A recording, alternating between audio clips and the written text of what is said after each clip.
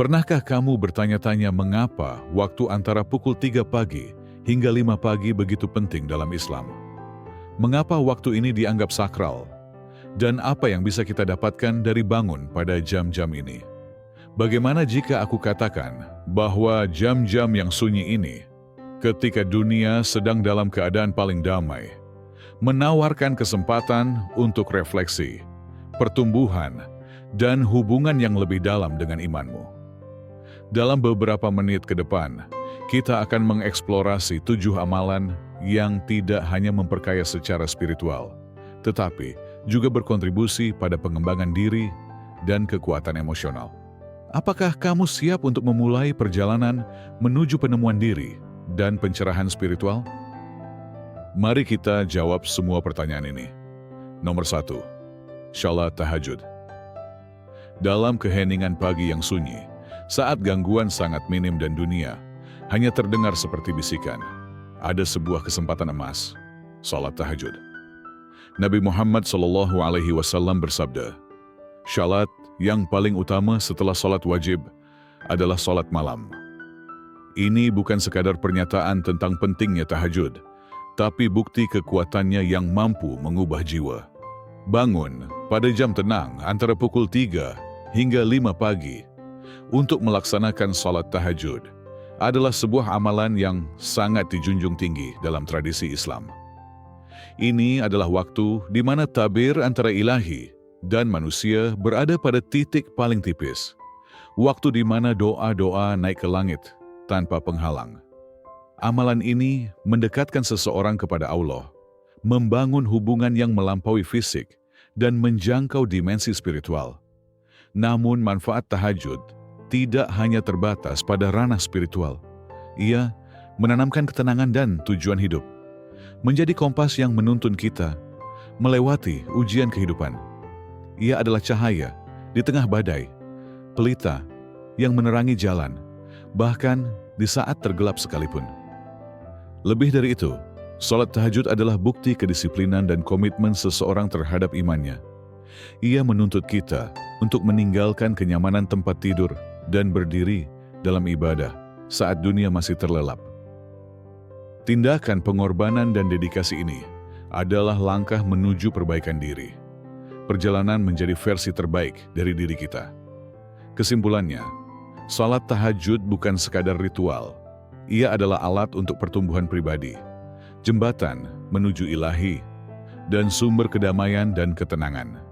Ia adalah percakapan sunyi dengan Allah, momen refleksi, dan simbol dari iman yang teguh seorang muslim. Nomor 2. Refleksi dan doa. Dalam kesunyian dini hari, saat dunia terdiam dan bintang-bintang menjadi satu-satunya saksi, ada kesempatan unik untuk merenung dan berdoa. Waktu ini bukan hanya ideal, tapi telah ditetapkan secara ilahi untuk praktik spiritual seperti ini. Sebagaimana sabda Rasulullah, Tuhan kita turun ke langit dunia pada sepertiga malam terakhir. Seraya berfirman, "Siapa yang berdoa kepadaku, maka akan aku kabulkan." Apa makna dari ini semua? Ini menunjukkan kebenaran mendalam tentang hubungan kita dengan Sang Pencipta. Ini adalah pengingat bahwa seberapapun kita merasa sendirian, selalu ada kehadiran ilahi yang siap mendengarkan, siap merespons. Ini adalah bukti dari kasih sayang dan rahmat Allah yang tiada batasnya, yang bahkan turun ke langit dunia hanya untuk mendekat kepada hamba-Nya. Refleksi di waktu-waktu ini memungkinkan kita menoleh ke dalam diri, menelusuri pikiran, tindakan, dan niat kita. Ini adalah saat untuk menghadapi ketakutan, harapan, dan impian kita. Ini adalah momen kejujuran, di mana kita melihat diri sendiri tanpa topeng. Berdoa pada waktu ini bagaikan berbincang secara pribadi dengan Allah. Ini adalah dialog yang melampaui ruang dan waktu, menghubungkan hati manusia dengan Sang Pencipta. Ini adalah momen kerendahan hati, saat kita membuka semua harapan terdalam, ketakutan terbesar, dan doa paling tulus. Berdoa bukan hanya soal meminta sesuatu. Ini adalah pengakuan bahwa kita bergantung pada Allah, mengakui kekuasaan dan hikmah-Nya. Ini tentang mensyukuri nikmat-Nya, memohon petunjuk-Nya, dan meminta ampunan-Nya. Nomor 3. Membaca Al-Quran di waktu fajar yang tenang. Ketika dunia masih senyap dan pikiran jernih, disitulah letak kesempatan istimewa untuk membaca Al-Quran. Waktu ini bukan hanya ideal, tetapi secara langsung direkomendasikan oleh Allah untuk amalan ini, sebagaimana firman-Nya dalam Al-Quran. Sesungguhnya bangun di waktu malam adalah lebih tepat untuk khusyuk dan bacaan di waktu itu lebih berkesan. Surah Al-Muzammil ayat 6. Tapi mengapa demikian? Mengapa jam-jam ini lebih efektif untuk membaca Al-Quran? Jawabannya terletak pada ketenangan dan kedamaian yang ditawarkan oleh waktu-waktu ini. Dengan gangguan yang minim dan suasana yang damai, kita dapat benar-benar fokus pada ayat-ayat Al-Quran, memahami maknanya, merenungi hikmahnya, dan membiarkannya menyentuh hati kita. Membaca Al-Quran bukan sekadar membaca teks. Ini adalah bentuk komunikasi dengan Allah, memahami pesannya, dan membiarkannya membimbing hidup kita. Ini adalah cara untuk menemukan ketenangan, mencari hikmah, dan berupaya menerapkan ajarannya dalam kehidupan sehari-hari. Saat membaca Al-Quran di waktu dini hari, kita sedang berdialog dengan Allah. Setiap ayat yang kita baca adalah firman-Nya, dan setiap renungan atau doa yang muncul darinya adalah jawaban dari hati kita. Ini adalah percakapan yang memperkuat iman, memperdalam hubungan spiritual, dan membawa kita lebih dekat kepadanya. Selain itu, membaca Al-Quran juga merupakan sarana pembelajaran moral dan spiritual. Di dalamnya terdapat kisah para nabi, pelajaran dari sejarah, dan panduan perilaku pribadi dan sosial. Dengan membacanya, kita bukan hanya mendekat kepada Allah, tetapi juga membekali diri dengan nilai-nilai yang membantu kita menjadi pribadi yang lebih baik. Nomor 4. Memohon ampunan dalam kesendirian pagi hari. Saat dunia masih terlelap dan hati telah terjaga, ada kesempatan unik untuk memohon ampunan, istighfar. Amalan ini bukan sekadar rutinitas, tetapi perjalanan menuju penguatan emosional dan perbaikan diri. Nabi Muhammad SAW bersabda, "Barang siapa yang rutin beristighfar, maka Allah akan memberinya jalan keluar dari setiap kesulitan dan kelapangan, dari setiap kesempitan." Ucapan ini bukan hanya janji, tetapi sinar harapan bagi mereka yang tengah terombang-ambing oleh cobaan hidup. Namun, apa sebenarnya makna dari memohon ampunan? Ini bukan hanya tentang mengucapkan kata-kata penyesalan. Ini tentang mengakui kesalahan, belajar dari pengalaman, dan bertekad untuk menjadi lebih baik. Ini tentang mengambil tanggung jawab atas tindakan dan memperbaikinya bila perlu. Istighfar di waktu dini hari memiliki makna yang sangat istimewa. Saat itu, gangguan dunia sangat sedikit, memungkinkan kita fokus pada diri sendiri. Ini adalah saat merenung secara mendalam, melihat ke dalam dan menghadapi kesalahan serta luka masa lalu. Praktik memohon ampun bukan hanya tentang meringankan rasa bersalah atau menghindari hukuman. Ini adalah tentang penyucian, menyucikan jiwa, memurnikan hati, dan membebaskan pikiran dari belenggu kesalahan masa lalu. Ini adalah tentang menemukan kedamaian dalam diri kita sendiri dan membuka jalan bagi pertumbuhan pribadi. Selain itu, memohon ampun juga berkaitan dengan memaafkan orang lain. Ini tentang melepaskan dendam, menyembuhkan luka lama, dan menumbuhkan semangat kasih sayang serta empati. Ini tentang memahami bahwa setiap orang bisa membuat kesalahan dan bahwa memaafkan adalah langkah pertama menuju rekonsiliasi. Nomor 5. Mengingat Allah, zikir. Dalam ketenangan yang sunyi di pagi hari, saat dunia belum terbangun dari tidurnya, terdapat kesempatan istimewa untuk berzikir, mengingat Allah. Praktik ini bukan sekadar ritual, melainkan latihan spiritual yang membawa ketenangan, menumbuhkan kesadaran, dan membantu mengendalikan emosi yang merusak. Allah berfirman dalam Al-Quran, "Ingatlah, hanya dengan mengingat Allah lah, hati menjadi tenang." Kata-kata ini bukan hanya perintah ilahi, tapi juga kebenaran mendalam tentang kondisi manusia. Hati kita, yang sering kali gelisah karena urusan dunia, menemukan ketenangan dalam mengingat Allah. Dalam zikir itulah hati kita mendapatkan kedamaian, pikiran menjadi jernih, dan jiwa meraih ketentraman. Melakukan zikir di pagi hari memiliki makna khusus. Ini adalah waktu di mana gangguan dunia sangat minim, memungkinkan kita untuk fokus pada sisi spiritual kita. Ini adalah waktu untuk introspeksi, refleksi diri, dan memperdalam hubungan kita dengan Allah. Namun zikir bukan hanya tentang mengucapkan nama-nama Allah. Ini juga tentang memahami sifat-sifatnya, merenungkan kebesarannya, dan menyadari kehadirannya dalam hidup kita. Ini adalah ungkapan cinta kepada Allah, rasa syukur atas nikmatnya, dan kerinduan akan rahmatnya. Lebih dari itu, zikir juga menjadi sarana untuk memperbaiki diri. Ia membantu kita mengendalikan emosi yang merusak seperti amarah, iri hati, dan kesombongan.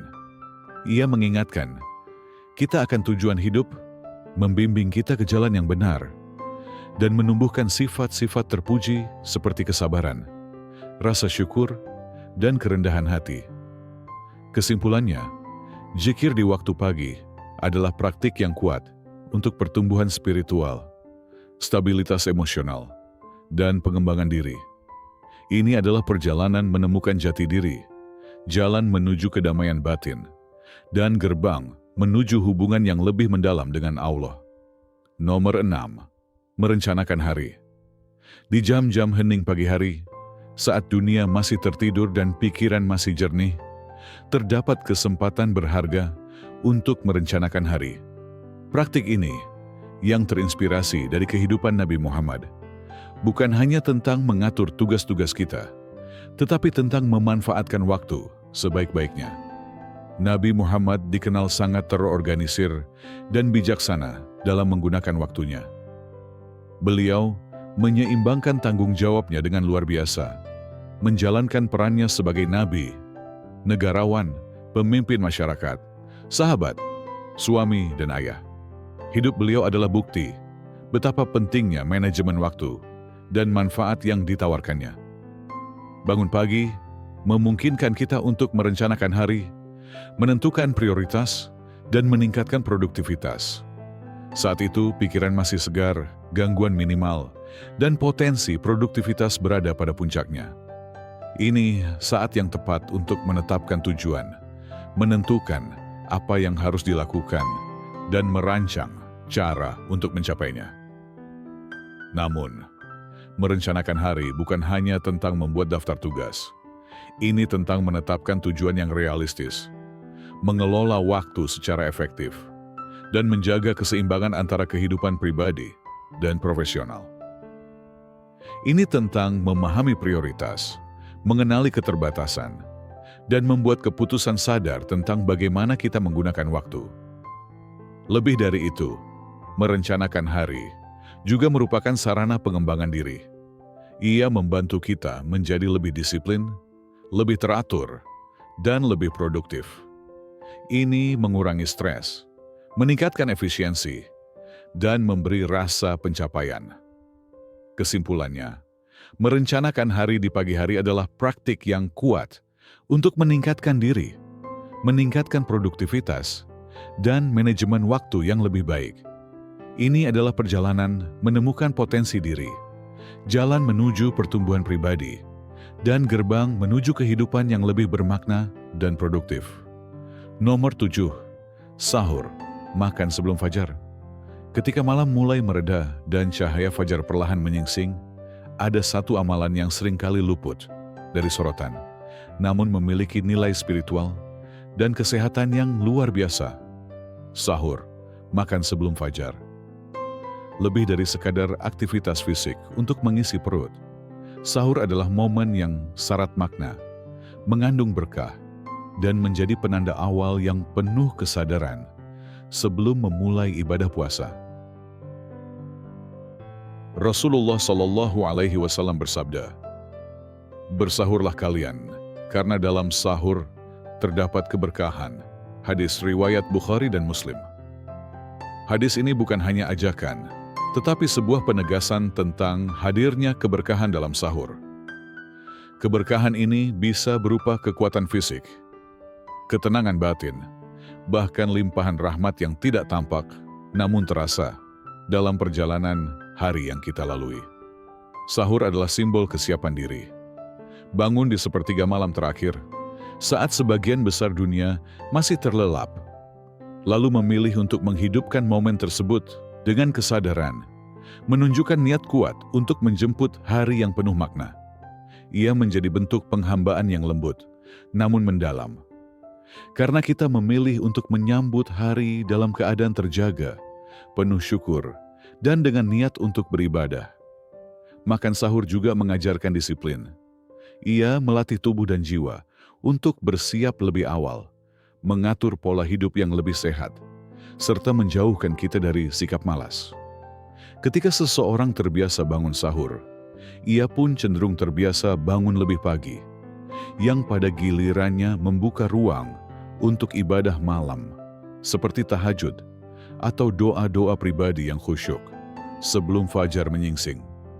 Di sisi lain, sahur adalah waktu emas untuk mempererat kebersamaan. Banyak keluarga yang menjadikan sahur sebagai momen berkumpul. Di tengah kesibukan yang memisahkan, sahur menyatukan. Ada canda tawa kecil, doa bersama, dan rasa syukur yang terpancar dalam kesederhanaan sepiring nasi atau segelas air. Momen-momen ini mungkin singkat, namun akan tertanam dalam ingatan dan hati sebagai bagian dari kebersamaan yang penuh makna. Dari segi kesehatan, manfaat sahur tidak bisa dipandang sebelah mata. Tubuh yang mendapat asupan nutrisi sebelum berpuasa akan lebih siap menghadapi jam-jam tanpa makan dan minum. Konsentrasi tetap terjaga, tubuh tidak cepat lelah, dan risiko dehidrasi atau hipoglikemia dapat dikurangi. Sahur yang sehat dan bergizi menjadi fondasi agar puasa berjalan lancar dan produktivitas tetap optimal. Sahur adalah bukti bahwa dalam Islam, setiap aspek kehidupan, bahkan makan, dapat menjadi ibadah jika diniatkan dengan benar dan dilakukan dengan kesadaran. Ia bukan sekadar rutinitas, melainkan sebuah ritual penuh hikmah yang menggabungkan kebutuhan fisik, emosional, dan spiritual dalam satu waktu yang sakral. Maka, jangan tinggalkan sahur. Jadikan ia sebagai bagian dari perjalanan ibadah yang utuh. Karena di dalamnya ada berkah yang tersembunyi, ada kekuatan yang tak kasat mata, dan ada ketenangan yang menyelimuti jiwa. Sahur adalah awal hari yang diberkahi. Sebuah langkah kecil dengan dampak besar yang menuntun kita menuju kebaikan sepanjang hari. Sahur adalah praktik yang mewujudkan esensi Islam. Keseimbangan. Ia menyeimbangkan kebutuhan fisik dengan kewajiban spiritual, praktik pribadi dengan tanggung jawab sosial, serta kehidupan dunia dengan komitmen agama. Ini adalah praktik yang mendorong kedisiplinan, menumbuhkan persatuan, dan mendekatkan kita kepada Allah. Saat cahaya fajar pertama menembus langit malam, kita mendapati diri kita berada di ambang hari yang baru. Bangun antara pukul 3 pagi hingga 5 pagi bukan hanya soal menunaikan kewajiban ibadah. Ini adalah perjalanan menuju penemuan jati diri, bukti ketangguhan kita, dan cerminan komitmen kita terhadap pertumbuhan pribadi. Amalan ini adalah tentang pengendalian diri, tentang menaklukkan hawa nafsu, dan mendisiplinkan jiwa. Ini tentang keteguhan hati, berdiri teguh di tengah ujian dan cobaan. Ini tentang mengalahkan emosi yang merusak, lalu mengubahnya menjadi energi positif yang mendorong kita maju. Namun perjalanan ini bukan hanya soal tujuan akhir. Ini tentang prosesnya itu sendiri. tentang momen-momen hening untuk merenung, doa-doa tulus yang terucap lirih di keheningan malam, dan kesunyian yang menenangkan, yang mendekatkan kita pada Sang Pencipta. Ini tentang memulai hari dengan pikiran yang jernih, bebas dari hiruk-pikuk kekhawatiran dunia, menyambut hari dengan hati yang tenang, penuh kedamaian dan rasa syukur, menghadapi apapun yang datang dengan keberanian, kesabaran, dan keimanan. Pada akhirnya, bangun antara pukul 3 pagi hingga 5 pagi bukan sekadar kebiasaan. Ini adalah gaya hidup. Sebuah pilihan yang kita ambil setiap hari untuk meraih keunggulan, mengejar pertumbuhan spiritual, dan menjalani hidup yang penuh tujuan dan makna. Maka, di akhir video ini, mari kita ingat, setiap langkah yang kita ambil mendekatkan kita kepada Sang Pencipta. Setiap doa yang kita panjatkan membawa kita lebih dekat pada tujuan hidup. Dan setiap momen yang kita habiskan untuk merenung, membawa kita lebih dekat pada jati diri kita yang sejati.